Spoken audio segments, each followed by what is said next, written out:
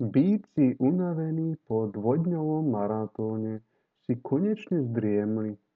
Včerajší deň však patril medveďom. S neľútostnou energiou nahnali býkov späť do ich útočiska a zrazili ich až k zóne 144, kde kedysi stála ich bašta. Medvede sa ale prerátali.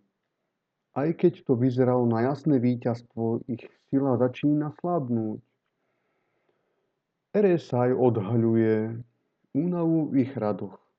A tak sa na obzore začína črtať známy scenár. Býci stávajú z popola. Po krátkom oddychu sa chystajú na protiútok. Zóna 144 bola prelomená.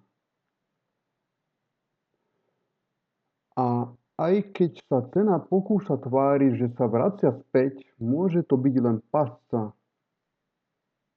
Fair Value Gap zóna, napojená na Order Block, vyzerá ako ideálne nástupište pre medveďov. Ich vlak je už pristavený. Čaká len na ďalších bojovníkov. Fundamenty, červené správy, ukazujú negatívny výhľad pre dolár. Ideálne podhubie pre ďalší výpad medveďov po krátkom liquidity swape.